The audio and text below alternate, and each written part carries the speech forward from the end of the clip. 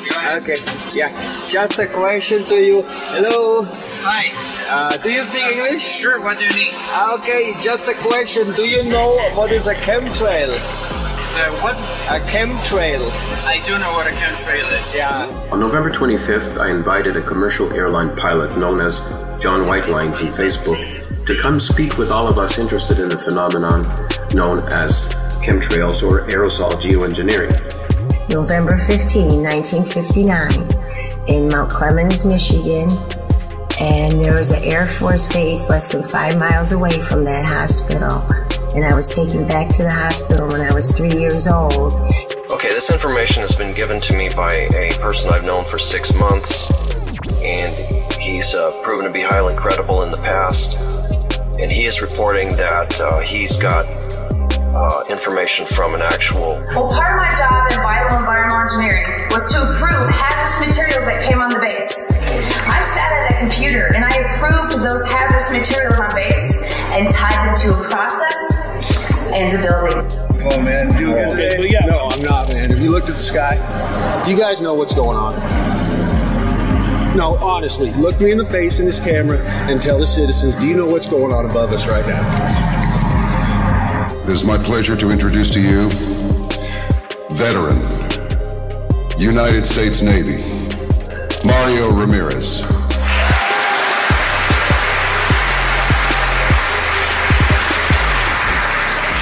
Well, I think there's, in virtually every instance and every facet of this control agenda, there's multi-reasons for most things that they do. Not just one, there's the main reason, but then there's others. And I have personally seen them, not only in the United States, but in Mexico and Canada. Birds are dying around the world. Fish are dying by the hundreds of thousands around the world. This is genocide. And is it true? Well, there's a big debate. Yeah. Are you filming me? Maybe. Okay. No. I want to go on record for that. Okay. No, but do you believe it? I don't know. Well. In this radio show, I made it clear to all that I believe this phenomenon is indeed taking place in at least 27 countries. I also made it clear that the guest, the pilot, did not share this opinion. They took me to the hospital and they put me in a cage. And I always remembered it was what I thought was 3 to 4 days, but through the extensive therapy, I know it was much longer. Just watch closely.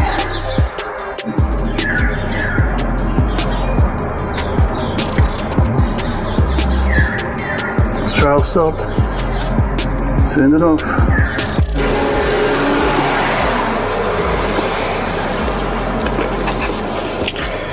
So here we are in London. It's August 19th. December 8th, 2014. My cousin, who was fired by our dictator just before making rank withheld, sent me information given to him by a friend who is still an Air Force pilot. This pilot is saying that he flies chemtrail flights. So when I started approving what is called an Air Force Form 3952, the approval of hazardous materials, and I started seeing barium, aluminum oxide, and strontium. No. It's not over my hands. I don't know what you think. You don't know nothing about the geoengineering? No, I don't. And nobody's ever looked at your department? No. Oh, really? Okay. So. That is, until I came across the issue of geoengineering. There's substantial evidence that these programs are going on currently, not only from the testimonies you're hearing today, but from doctors, scientists, and activists around the world. First of all, they have an agenda for the mass culling of the human population. One aspect of the chemtrails is that they come down, we breathe them in. Yeah, but because I saw a lot of videos on the internet, and it looks believable. Well, it's arguable both ways, I think. Yeah. Depends on which side you're on, but yeah. Which I'd like to describe the hospital stay. That would have been in about 1969. I was about 3 years old. I was put in a cage There was never any vitals taken. Other children were in cages around me. And I looked up to see this lovely sky and see for yourself. Oh, look, there's some guy laying him down. This pilot told my cousin that this global geoengineering effort goes by the name of, quote, Indigo Skyfold, unquote. At least within the circle of pilots and aviation crews that he works with. Environmentally, we don't have the jurisdiction to handle it. When my hair test says and matches the patents and the test coming out of the water and ground, we have a problem. A hair test can put somebody in jail for breaking probation, right? It does us a lot of damage in terms of health, and this disease called Magellan's disease, where these fibers, these technological fibers coming out of people's bodies. This is a global issue.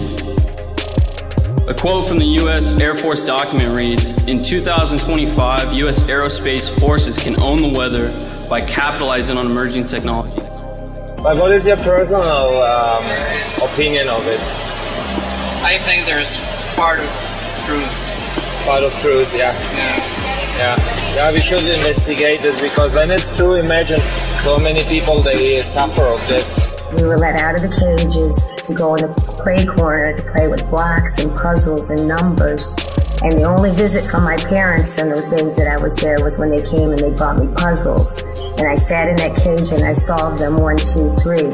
They are told to fly specific routes, and satellite comm links control the aerosol dispersal patterns.